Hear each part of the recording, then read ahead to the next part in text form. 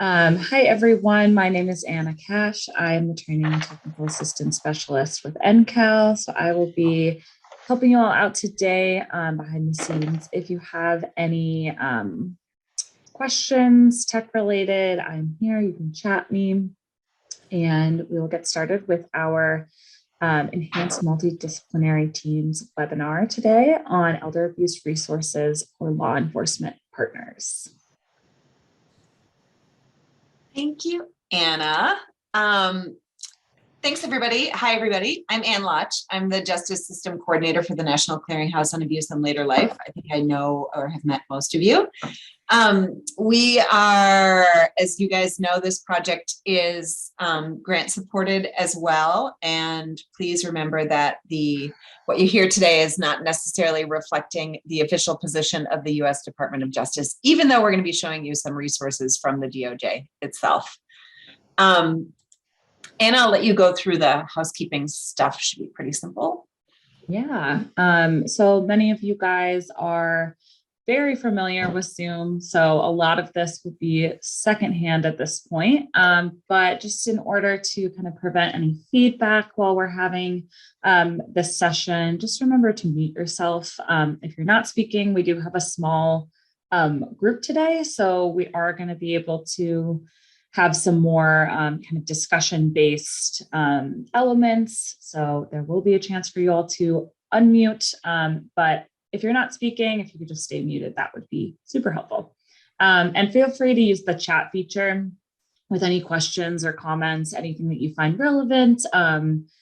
And we would love to have you engage with this space. And if you need to, you can rename your Zoom square with the name that you would like to be shown. I think I'm seeing everyone's name pretty clearly. No iPhones or iPads coming through. So everyone looks great there. And please feel free to also use the raise hand feature if you want to add a comment or a question verbally. We won't have breakout rooms today, so no worries about that. And again, if you have any tech issues, please feel free to either privately message me in the chat, which is probably the fastest way to reach me right now, or you can shoot me an email, and my email is right there. So if anyone has any questions, again, reach out and I will turn it back over to Ann. Thank you. Like I said, I'm Ann. I'm the Justice System Coordinator for NCALL. We are the comprehensive technical assistance provider for the Office on Violence Against Women Abuse and Later Life grant. And my job is to work on everything related to the justice system that our grantees need to do as deliverables under their grant. So we spend a lot of time training law enforcement and talking about ways to engage working with law enforcement. So hopefully some of that will come in handy as we go through this today. I'm lucky to be co-presenting with Julie Schoen today. It's always fun to work with NCEA, and I'm always happy when we get to partner on a project, so I will let her introduce herself. Thanks so much, Ann. I feel absolutely the same. It's been so fun. Ann's done all the heavy lifting, so it's been really easy for me. And as she said, I'm Julie Schoen. I'm the Deputy Director for the National Center on Elder Abuse, which is one of the 26 resource centers that are funded through a grant from the Administration on Community Living, the ACL. And you know some of the other ones as the National Alzheimer's Resource Center, National Caregivers Resource Center. So we're the National Center on Elder Abuse, and we have a subcontract with the MDT Resource Center. It's just a pleasure working with them. And then we also have a grant that is from the DOJ, which this is what I'll be going over today. It is our Elder Abuse Guide for Law Enforcement. So kind of dual roles, and we should have a lot of fun. And please, we just welcome your questions and comments. Great, thank you. Julie was going to do this. Yeah, we're just our objectives today. You know, as MDTs, you have a lot on your plate and you have a lot to work through, and we want to give you some information on ways that you can reach out to law enforcement and support the work they're doing. We ask a lot of our law enforcement, and we believe that we've created some great tools to make their job easier. So we want to first identify and describe the resources on elder abuse available to law enforcement, and then help with implementing that strategy that support law enforcement engagement in MDTs, because once they realize what an asset you all are, then they will be more likely to come on board. So those are our objectives today. Okay. So this was our first little question we had, and we can do it in the chat, or, I think if somebody wanted to even unmute and speak up, I think we could do that too. But what has been your experience engaging with law enforcement on your MDT? What have you found out? Anybody? Yeah, if people want to just unmute and talk, Yeah. that I think that's totally fine because we're such a small group. But I'd love to hear from people, and maybe you haven't had any experience engaging with law enforcement, or you haven't really thought about it. But would love to know if you've have any thoughts about this as we get into it. Yeah. We have a lot of our partners say that they're not able to attend because they just have so many issues they're trying to address. They have child abuse teams, domestic violence teams, suicide teams. So it's hard for them to make it a priority to attend every month.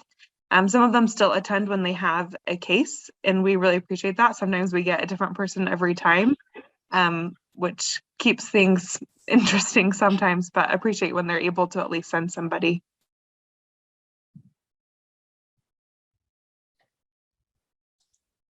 Absolutely. I think that's something from Brenda. Okay. Had our law enforcement partners refer cases, but they don't attend cases regularly. Yeah, I think it is a culmination of so many things, and how busy they are and how many ways they're pulled. And I think it's kind of interesting to have different law enforcement, because then they go back and then they tell other people, hey, this really helped, try this. So I think it has its advantages too. Cool. To think about this as we, as sort of a thread going through this, is that law enforcement and MDTs really have some shared goals. Like your MDT, and we talked about a lot of this content is similar to what we talked about with the prosecutor when I did the session with Tara Patet, is that they have some shared goals with MDTs just like law enforcement does. So, you are wanting to respond to elder abuse in a way that advances the well-being of and justice for older victims, whereas law enforcement obviously wants to enforce the law, promote offender accountability, and enhance victim and community safety. So there's a lot of similarities there. We are both invested in creating a world and sustaining a world that is safe for all people, right? So it's just something to think about, and especially as you are strategizing ways to get law enforcement to participate, that maybe it's helpful for them to realize, you guys are not working at cross purposes. You're all wanting the same end result. But as you guys pointed out, there are challenges to engaging. I think for me too, in the training that we do, getting law enforcement to participate in stuff outside of what their normal work can be really, really difficult. Like one of you mentioned, they've got competing commitments. They may have to be in court. I can't imagine an officer being able to say, yes, I'm going to attend this meeting every first Tuesday at 1:00. I will be there, because it's just not going to happen. Their schedules change all the time. Recently too, it's probably the same in your community because it's happening all over the country, but law enforcement agencies are understaffed. I don't know how many officers the city of Milwaukee Police Department has lost in the last 2 years, but it has been immense. And I know that is a dynamic that's going on across the country. So that makes it even more difficult for them. Somebody else mentioned all the other teams that they're asked to be on. How do they prioritize? Well, there are fatality review teams, and there are child abuse NDTs, and all these other groups that meet. And so how do they prioritize? How do they know that this is the MDT that they should really be going to? And then a couple of the officers I spoke to and preparing this presentation said often officers don't understand or don't believe that an MDT is an effective way to address a problem or to problem solve. I think sometimes they are much more they may not be as focused on systemic change and sort of big picture stuff. And they just think, well, I'm just going to do my job and handle this case and close it out. And I don't know what the MDT is going to do for me. I think they don't fully what it is that an MD does, what your function is. And that is an issue for all of us to do some educating in that area. And then also another challenge that we face in getting them to participate is just a lack of collaboration between agencies. Maybe they don't know who any of you are or why it would benefit them, or understand the importance of collaboration. And as we all know, because we use that word in our work 500 times a week, that is the only way to solve these issues and to address these issues in a sustainable way. So I think those are some of the obvious challenges. You may have others that you have thought about, but before we go into the resources, just wanted to start with some tips for engaging law enforcement. How can you, what can you do to make that go more smoothly and to ensure that you'll at least start the process of getting people more engaged and more involved in your MDTs. Some of these too are the same as what we talked about with when we talked about prosecutors. Consider meetings that are at an odd time, like not during business hours, maybe over lunch, maybe in the evening, maybe changing the time around to facilitate different schedules, because we know that cops don't just work from 9 to 5. So consider when your meetings are. A great way to get people involved, and especially to get a captive audience so they can understand what you do and what an MDT function is to invite somebody from your local law enforcement to attend as a speaker, to give a presentation on a particular topic related to what you're doing. That is a great way to not only build a relationship, but also to just let them see how it might benefit them and their work to attend more regularly. Publishing the agendas ahead of time is a great idea if you are able to do that, as well as routine case reviews. I think that when they realize, again, that the players that are around the table at your MDTs are people that they should be connecting with when they work these cases regularly. So having those routine case reviews and making them see how productive it can be and how useful it is to have all those players in one room can really make them want to become more engaged. One officer that I spoke with really strongly suggested that you enlist help from your APS MDT members, because often APS has more of a relationship with law enforcement, and they may be able to identify officers who are really champions on this issue, or who may be more engaged, or who may have an active case that they would like support on. So connecting with those folks, and then inviting experts, like maybe a medical, a gerontologist or a geriatrician psychologist or a forensic accountant, or some kind of expert who could give a presentation related to elder abuse that would benefit law enforcement. That may be a way to get them engaged. Also, giving them a list of the MDT participants and letting them know who are the players that are regularly in the room and are working on these cases. And, they're going to experience that they've got a lot of overlap with what they're doing and what you're doing. So I think if they can see who's actually in the room, that might pique their interest a little bit. And then just be really clear, again, the educational piece, about your goals and expectations and what it is you accomplish and what you do, and let them see what's in it for them. If they realize that, it is going to be a relationship that goes both ways, and they're going to be able to help you and you're going to be able to help them, you may increase the likelihood that they will want to be involved. And if all that fails, snacks, always get snacks. I think one of the great tragedies of doing everything on Zoom is that we can't have snacks anymore.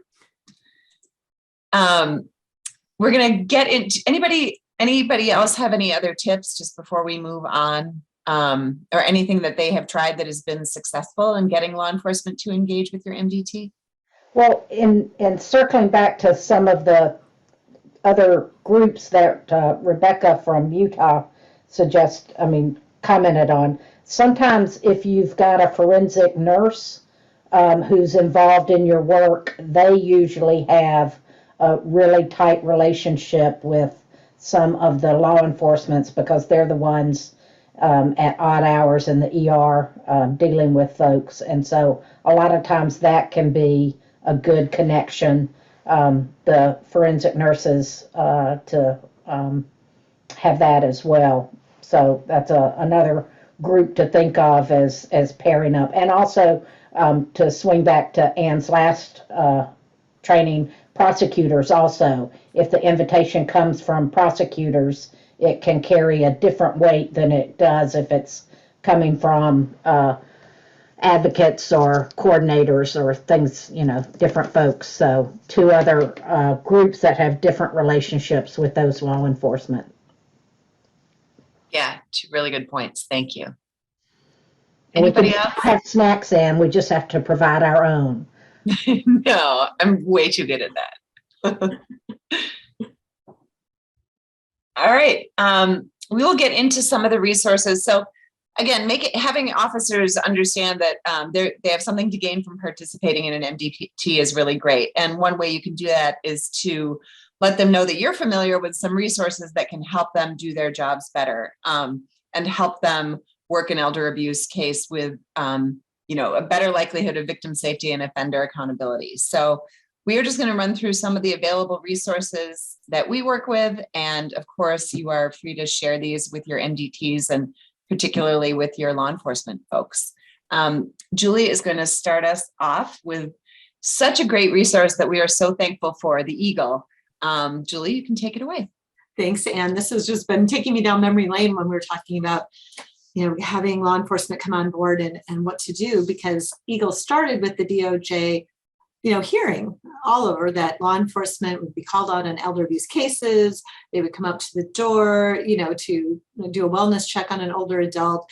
A caregiver, someone would come to the door and say, "Oh, they're fine. They're sleeping in the back. My nosy neighbor, they're just always calling, causing trouble." And the officer would go, "Okay," and head back, and just nothing, no checking in. And they kept hearing that and hearing about the disconnect, especially with financial abuse cases where, well, they were taking advantage of it as a scam, but they should have known better. It was kind of that attitude.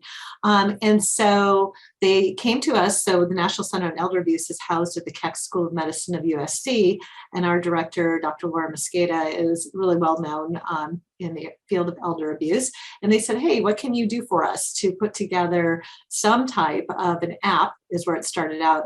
And so we all, got together, and being kind of academic based, we put together this Eagle tool, and we took it out in about 2 different areas of the country. We did NYPD, LAPD, Ruxburg, Idaho, Janesville, Wisconsin, Arizona, 10 outlets throughout the country just to get a representation, and the Indian country.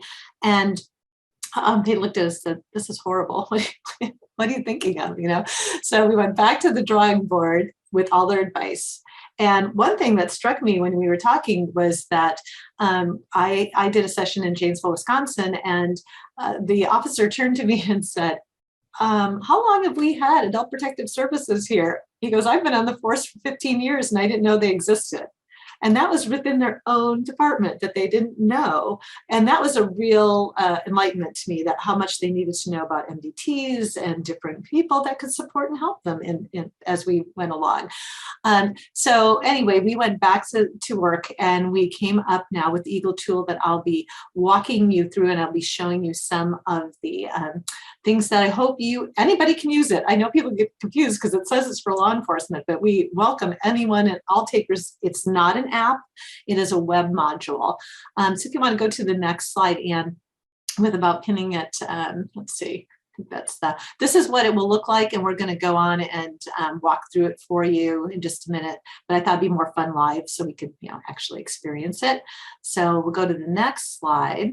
And if you want to pin it to your phone, as I said, it's not an app, it's a web module. You can put in eagle.usc.edu, and then there, call them the little hamburger button over here on the top right. It's a drop-down menu, and you can just have the drop-down menu and select add to mobile home screen, and you can test it along with me as we take you through on a tour. Ann is going to let me share the screen. Yeah, there we go. And then I'm going to take you through Eagle. And we did a little rehearsal of this morning, and my computer was running pretty slow. So I'm hoping that will have changed. I turned off a couple things. So can everybody see the Eagle site. Is it showing up? Okay, great. So this is what Eagle looks like at the moment. We're going through a refresh because we want to include the amazing NCALL modules that you're going to hear about at the end, and they will probably be kind of front and center right in this area. And we've just cleaned it up a little bit. You know, you learn that Eagle's been up for about 4 going on 5 years now, and we keep wanting to refresh it and make it better all the time with your input and assistance. So, you know, we have an elder abuse overview for law enforcement. I'll give you a quick, we'll see how slowly it's moving here, because I won't, this is just going to give law enforcement just a quick, you know, we don't expect them to be experts. We just want them to know some of the basics. And so it's, you know, about financial elder abuse, a little definition. What are some signs of financial elder abuse?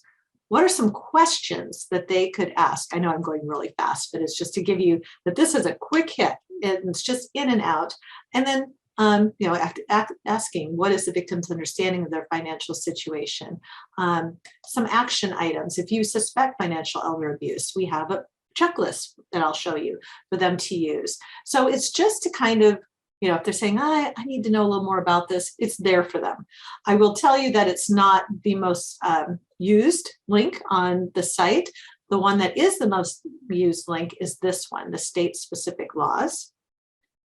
And so here you would, you know, get the map of the United States, and let's go to Wisconsin, because I was born in Wisconsin, even though I'm in California, so I have a great affinity for Wisconsin.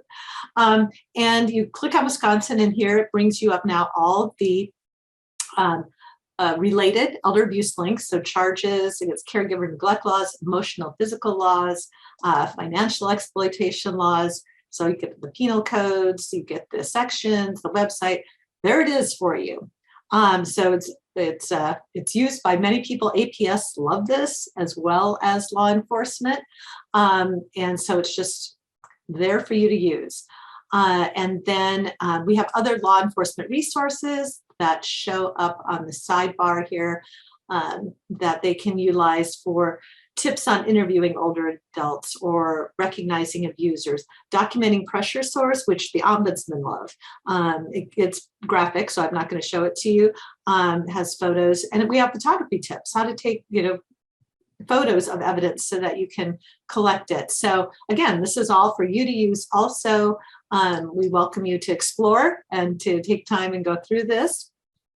But the second most used tool on Eagle after the state-specific laws is the first responder checklist.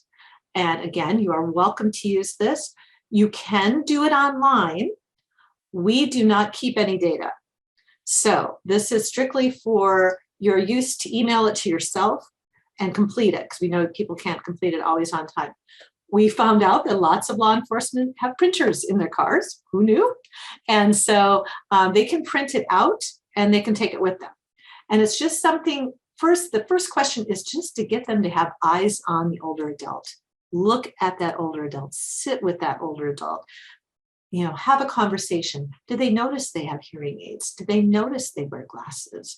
You know, these things that might give clues about why somebody, you know, don't write somebody off because you just think they're older.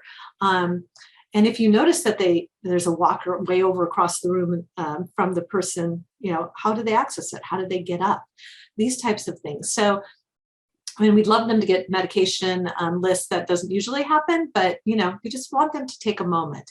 And then this is drop-down menus of, you know, say they're going for financial abuse, very common. They can get this drop-down. You know, if you print this out, it's 7 pages, but we don't want anybody to be overwhelmed when they looked at this. So it looks very nice and succinct until you drop it down. And then you can start checking things off and having them in a list. And again, lots of people are using this, and we welcome that. We are really happy to have people use it. And you see at the bottom of the sheet is you put in your email address, and then you can create the PDF and save and continue later. It won't hold it for very long. It will hold it for maybe a day, and then so give people enough chance to get back. And then on the Eagle site, we have something, I don't know if any of you know Paul Greenwood, prosecutor in the DA's office in San Diego. If you have a chance to listen to him, he's amazing. He's on our advisory board. He came up with an evidence collection checklist, which a lot of people like, especially ombudsmen have liked this, just like a kind of a quick hit of things to get that prosecutors would love to have: medical records, legal records, little, anything that could be used for testimony and background evidence.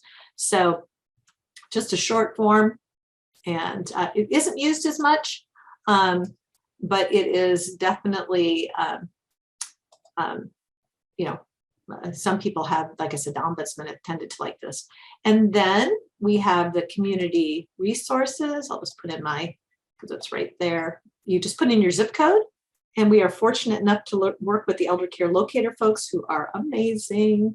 And they keep up all these great community resources. And so I'm in Southern California. So it comes up with, for usually always APS first.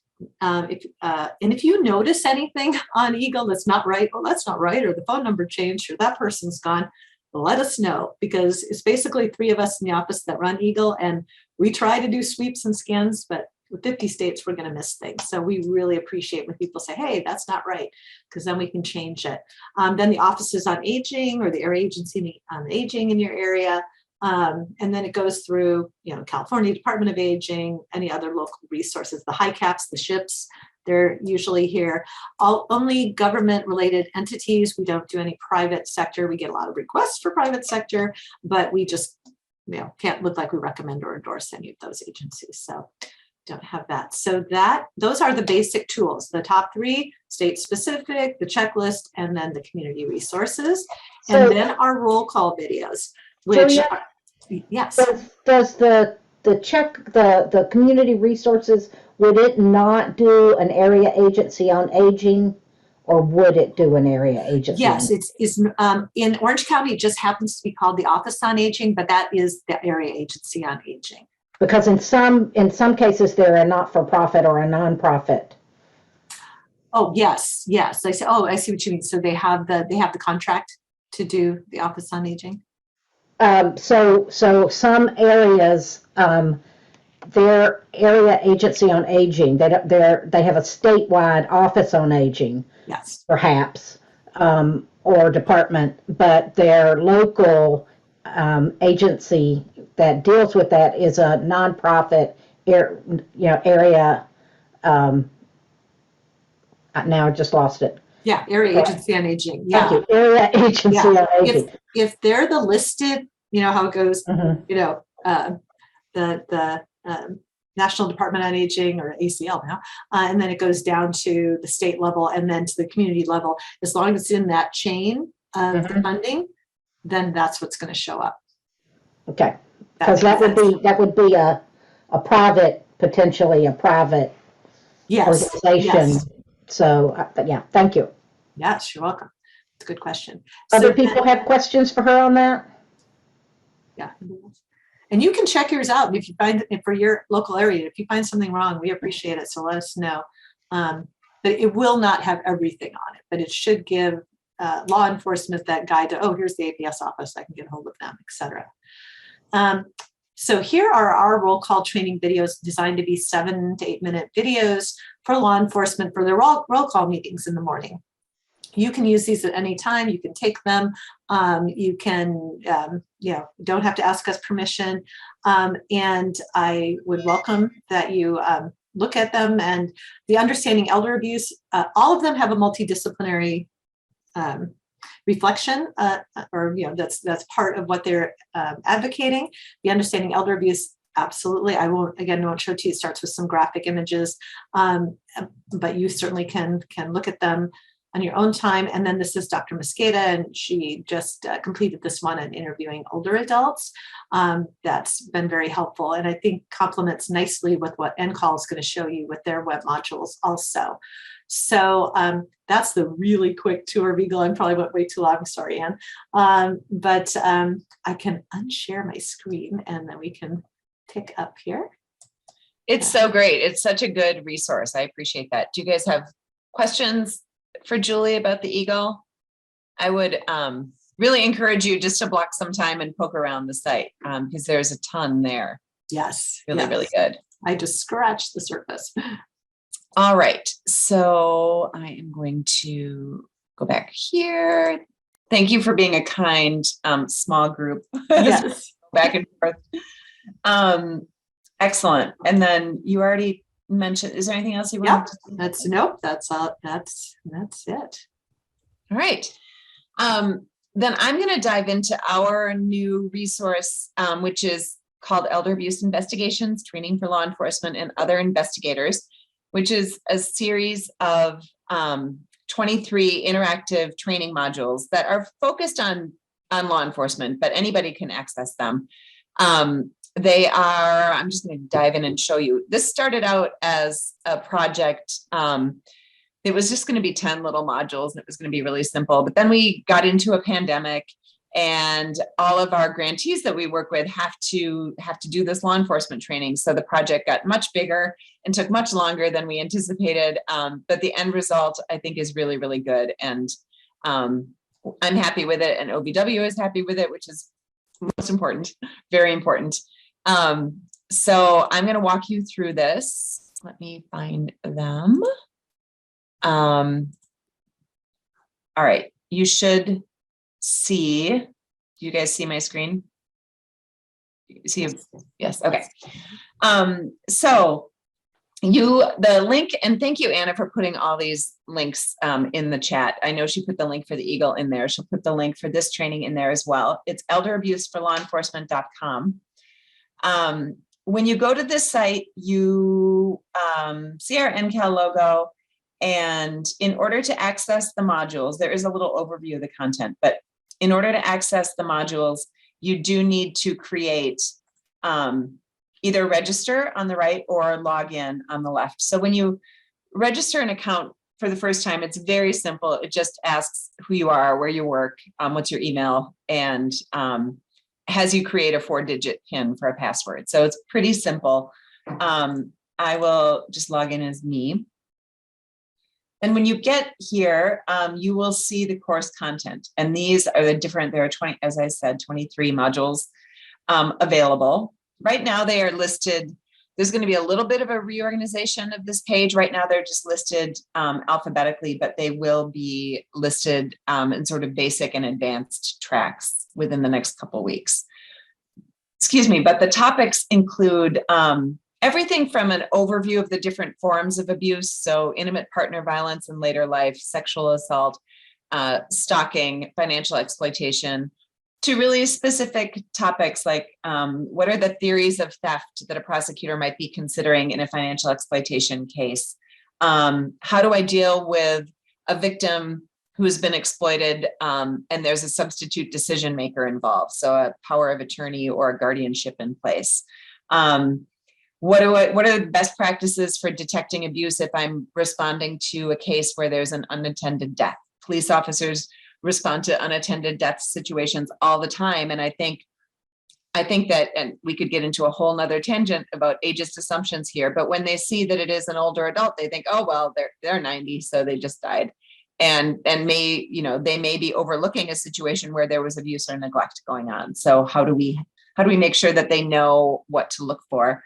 I think that for our purposes today, I'm going to just quickly walk you through this module or just walk you through the interface so you understand how to access these. So this is the cognition and capacity module. And as you are going through these, you will always see a list on the left of, you can collapse it if you want to, but there's always going to be a list available of what you have done and what you have not done. So you don't need to go through the modules in any particular order. Once you decide what you're going to view, I'll restart it. Welcome to the Cognition and Capacity. Just click start and it will take you through. You can either do an orientation that teaches you how to sort of navigate the modules, or you can just dive right into the lesson. Now, thanks to Julie, I'm forever going to think of this as the hamburger icon. You can also, in all of these modules, click on the hamburger and you can go through the screens in any order you want to. So you don't need to go through it in any particular order. The first step I in like recognizing this module because it has a great video from our friend Dr. Morgan. and I think this is about 6 or 7 minutes long. Most of them do have some video content that the officers can watch. As people navigate through these screens, they'll get a little check mark. And then in order for the system to show that you have completed the whole thing, you have to answer all of the questions at the end. So there'll be 5, they're pretty easy, knowledge check questions at the end of each module. Let's test you guys. People who have dementia, see if you know without even going through the module. True or false, people who have dementia cannot participate in an investigation. Somebody. I see Julie saying false. Brenda said false. Thank you. That is correct. So you go through the 5 knowledge check questions. There's sort of a summary. To summarize, it's important to repent. And that's it. And then it will mark it complete once you've completed it. And you can move on to something else. So those are sort of the highlights. Again, I would invite you to create a user profile and poke through them. They are geared towards investigators, but they are not exclusively for investigators. I think they're good for anybody, but we have seen a lot of APS folks using them. We get investigators from prosecutors' offices that are using them as well. And the feedback that we've gotten is really positive. So before I stop sharing, does anybody have any questions about these? Try to keep an eye on the chat here. Look at you guys with your correct answers. All right, I will stop sharing this and go back to the PowerPoint. So I'll ask a question for some of our folks. In terms of tribal communities, how does this play out, and Eagle as well, in terms of dealing with those sovereign nation issues? I can speak to this, obviously. We do have a module on working with tribal communities, and it does spend a good amount of time talking about tribal sovereignty. That's going to be in the advanced track of the modules. But we do touch on that, and we try to keep it all. That was one of the challenges of developing these. Whereas Julie with the Eagle has a link to all the different, state statutes, which is great. We had to keep it pretty general because these are intended for a broad audience. So, I had to work around the fact that what I call a guardianship in Wisconsin is called conservatorship in California and in other states. So stuff like that, we did have to work around, but ours are definitely intended for any kind of audience. Julie? Oh, you're muted. Yes. So when we were doing our research for Eagle, for the tribal communities, we worked with Dr. Jackie Gray, University of North Dakota, amazing. And she taught us so much about just the approach and how different it is in tribal communities and the respect issue. So we haven't done any, we have in the resources, there is a tribal communities resource, but we haven't highlighted it in a video yet. There's still work to be done. But now that Ann's doing that work, maybe we can collaborate on that. That'd be great. Great. Did that answer your question, Lisa? Cool. All right. Any other questions on that? If you guys, maybe Anna can pop, well, you'll see my contact info at the end, but if you have questions about that or you run into any issues using it or anything, just shoot me an email and I'd be happy to talk to you. Another resource that is available, this is on the International Association of Chiefs of Police site, right? Mm-hmm. Yeah. I'm so used to speaking in acronyms. This is a pretty, if you need this tool, you are probably deep into an investigation and you've got a lot of information that you need to organize and you don't know how to do that. That is what this tool is for.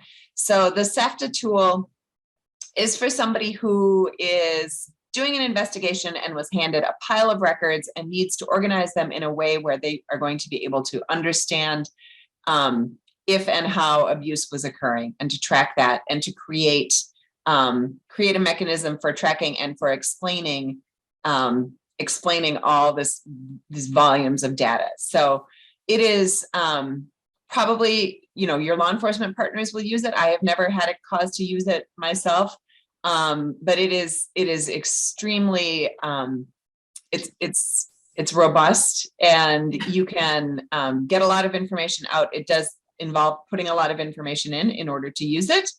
So as you can see, you can enter the details of the case. You're going to put in bank account information for accounts to actually be tracked. It can link to the accounts.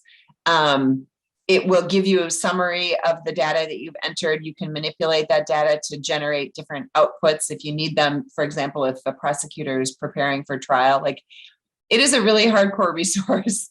And your law enforcement folks might really, really enjoy knowing that it's out there, because typically, especially in smaller departments that don't typically have access to like a forensic accountant or somebody, this can take the place of that. It will, as you see, create pivot tables and charts from the data that you have entered. Just really can do a lot with that information. Whereas before, I think, like I said, in smaller jurisdictions, you might have somebody tasked with putting all this information into a spreadsheet, and it's going to save them a lot of time. So it is a great tool.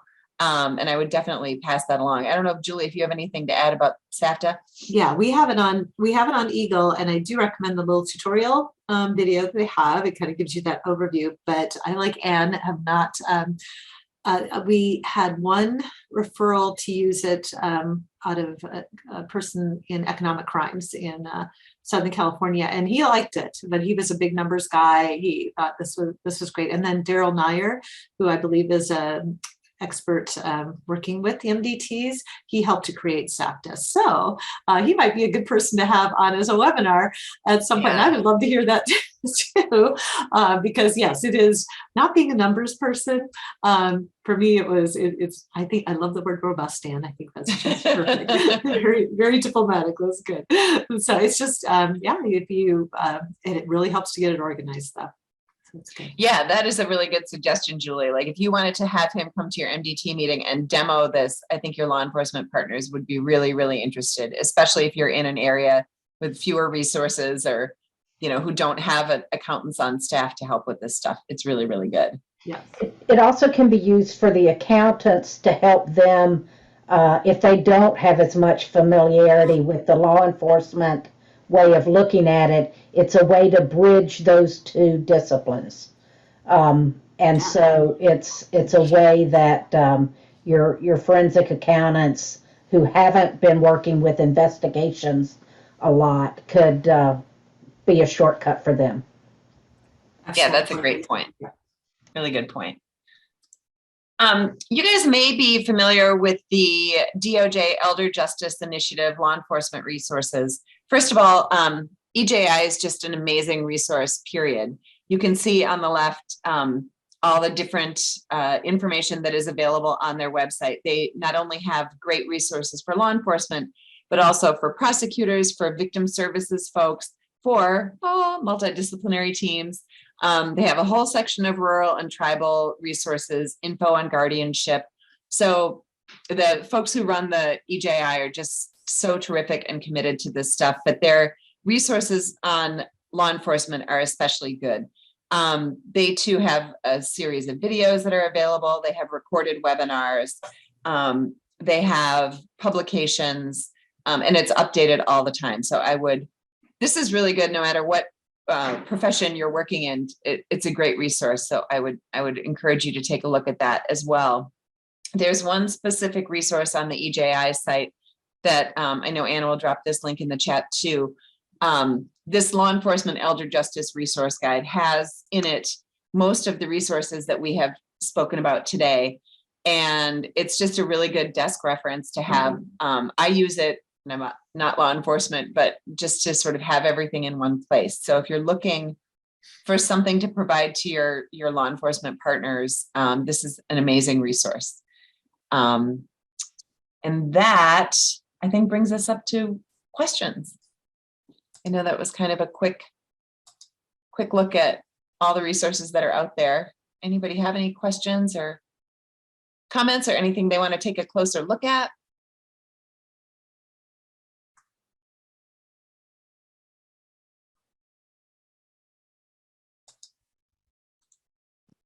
Sharing. Did we overwhelm them? Oh, they're either playing Wordle or they're really looking at these resources. Oh, good point. So I have a question about SAFTA. Mhm. And this is, I'm basing it actually on a New York State tool that has been used called the Feist, and which is a similar thing for the accounting and the forensic accounting piece. Is this tool a little bit too, as Ann would say, robust for, say, caseworkers or, like APS caseworkers that are, pretty much handed those same piles of documents as well? I'm not sure, like I obviously haven't looked at SAFTA to know how robust it is. I'm really going to start using that. That's your SAT word for the day. I think I will let Julie answer, I think, but I think that from the demo, I've only seen a demo of it, but I think that there are features you can sort of use as little or as much as you want. So I would think it would be something they can use. Julie, do you have a different opinion? Just for the organizational capabilities of it, yes, that part of it, I really think that, when you also all this stuff, how do I get this organized? I think it would really help with that. Yes, we asked so much of our APS workers that I had not really thought about it, but I have mentioned it when I've done like the NAPSA conferences and things, and I'm trying to think of any feedback I've gotten, but I don't know of anyone who used it outside. But the like I said, I went through the little training on the video that they have, and kind of went in a little bit and looked around. But it's robust. Let's just stay with that.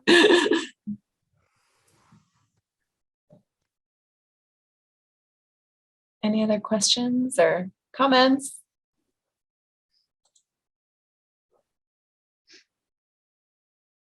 Thanks, Anna. Again, Anna threw all those links for everything we talked about in the chat if you want to grab those. So we've got 4, we had 5 grantees that are on. We've got a tribal community, we've got 2 pretty rural groups, and we've got suburban rural with outside Georgia. And I was just wondering about y'all, and here I go calling them out, and so they're going to drop off.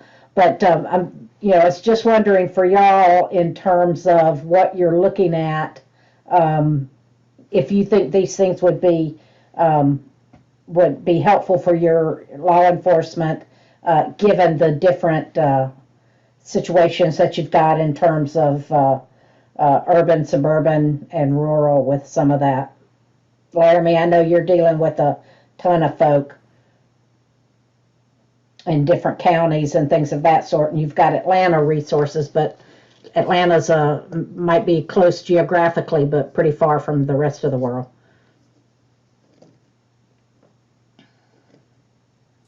Yeah, one of the things that we made it a point to do when we were putting these modules together is making sure that they would work regardless of somebody's, access to technology. So some communities don't have a laptop in their squad at this point. And so they can be done on a smartphone, they can be done on a desktop, they can be done on a tablet. The other thing I wanted to mention is that if people get into the trainings and they're called away suddenly and they have to log out, they don't log out, they just shut their computer and leave, it will remember where they are so they can log back in at any time and pick up where they left off. We tried to make it so that it would work for all those different folks, regardless of technological ability or access. Yes, I think we did that also because it was interesting because we, of course, just assumed, LAPD is going to have state of the art, and they do not. And they said, we definitely do not want this as an app. We don't want it on our phones. We don't want our phones taken from us Right. and used for evidence. So it was a lot of things to consider. And then, I'm not a very tech savvy person. And so I said, okay, you're in a hurry. You're trying to get through this. Let's keep it as simple as possible. And we've had good feedback with that. I think, yeah, they're very helpful and like, this is what we want. And, we'll just keep refreshing it with the little improvements that we've just, that they've been giving us to give. So we should have the refresh of EGLE early February. We're just putting on the NCALL modules and cleaning up a couple of other things, and then we should be launching that. Yes, I think the police TV shows are very misleading. It makes you think that you can get things straight through, that you're going to get access to them, that they're all over the place. They're, kind of, all willing to kind of take on some of these additional responsibilities. And sometimes it just doesn't work out that way. But in other times you can find an officer that's really interested in the work and dedicated to, either their department or domestic violence. And it really could be helpful to kind of keep that link going and keep it strong.